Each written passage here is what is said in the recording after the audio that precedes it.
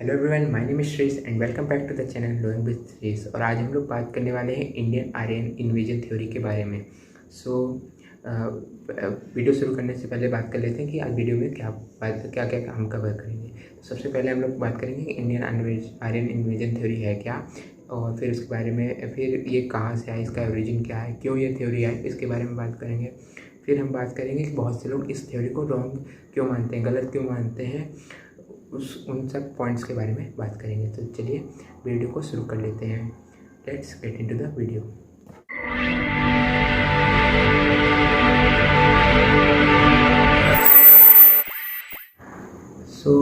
अगर हम इंडिया की बात करें तो इट कैन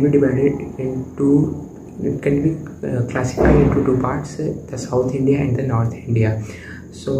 नॉर्थ इंडियन को आर्यन थ्योरी के हिसाब से जो नॉर्थ इंडिया है वहाँ के जो लोग हैं वो 2000 और 1800 BC के अराउंड में यूरोपियन माइग्रेट्स जो आए थे उनके डिसेंडेंट्स हैं। यूरोपियन माइग्रेट्स आए थे इस थ्योरी के हिसाब से 2000 के अराउंड में यूरोपियन माइग्रेट्स इंडिया में आए थे। ऐसा क्यों मानते हैं, चलिए इसके बारे में बात करते हैं। अराउंड 1500 एंड 1600 AD में जब इंडिया में यूरोपियंस का इन्वेजन होने लगा, mainly Britishers and Germans, French, those peoples when they came in India, so they saw the similarity between the Indian languages spoken in the North Indian part and the European languages. So there were many similarities between those languages. So उस समय के जो European historians थे उनको ये लगा कि हो सकता है इंडिया में यूरोप से लोग पहले आए रहे होंगे, माइग्रेट्स आए रहे होंगे, और नॉर्थ इंडिया के पीपल वहाँ के उनके डिसेंडेंट हैं। इस थ्योरी को प्रूफ करने के लिए बाद में जेनेटिकल टेस्ट्स भी हुए। हाँ, यूरोपियन और इंडियन में डीएनए में सिमिलरिटी दिखी, जिसके हिसाब से डीएनए टेस्ट, बहुत सारे डीएनए टेस्ट्स के हिसाब से it was proven that Aryan invasion theory might be true. Now let's talk about why people think that this theory is wrong. What are those points? Let's cover those.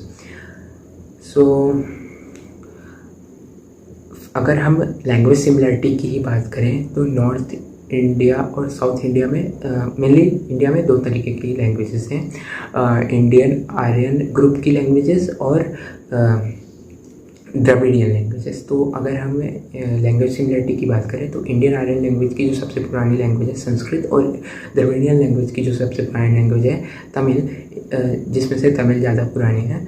इनमें बहुत सी similarities हैं। अगर हम इन similarities को trace करें, there are many similarities. Sanskrit has borrowed many words from Tamil and ये जो आर्यन थ्योरी कहती है कि यूरोपियन लैंग्वेजेस और नॉर्थ इंडियन लैंग्वेजेस में सिमिलरिटी है, तो वो उसका भी एक्सप्लेनेशन है कि जो इंडस वैली सिविलाइजेशन था, मेनली वहाँ से इंडियन आर्यन लैंग्वेजेस आई हैं। तो जो इंडिया के पीपल थे वो लोग इंडस वैली सिविलाइजेशन में उन्होंने सिविलाइजेशन बनाया, वहाँ पे वो चले गए। तो जो इंडस वैली सिविलाइजेशन था और उसके पास में ही था मेसोपोटामियन सिविलाइजेशन, जो कि ईरानियन रीजन है। वहाँ तो उन दोनों बगल बगल में ही थे, तो उनमें तो ऑब्वियस सी बात है ट्रेड्स होते थे, और ट्रेड्स होते थे इस वजह से लैंग्वेज एक्सचेंज भी हुआ होगा। तो इस वजह से ईरानियन लैंग्वेजेस और इंडो आर्यन लैंग्वेजेस में बहुत ज़्यादा सिमिलरिटी है। तो जो ईरानियन लैंग्वेजेस था, जो मेसोपोटामिया था, वहीं से जो one of the 3 oldest languages हैं, that is Greek, Sanskrit and the Hittite language, those 3 came from that region. So that's why there is a similarity between Greek and the Sanskrit. तो Greek और संस्कृत में similarity है, जिस वजह से जो और बाकी इंडो आर्यन लैंग्वेजेस हैं और जो यूरोपियन लैंग्वेजेस हैं, जो कि यूरोपियन लैंग्वेज ग्रीक से डिराइव हुई हैं, इंडो आर्यन लैंग्वेजेस बहुत सारी संस्कृत से आई हैं, और तो इस वजह से इनमें सिमिलरिटी है। तो ये जो पॉइंट था आर्यन थ्योरी का, मेन पॉइंट जो था लैंग्वेज के हिसाब से, जहाँ से ये थ्योरी का आइडिया आया था वही गलत हो गया। कि गलत क्या हो गया, मतलब एक्सप्लेनेशन उसका ज़्यादा अच्छा ये है कि ये जो मैंने अभी बताया ये एक्सप्लेनेशन ज़्यादा अच्छा है। उसके बाद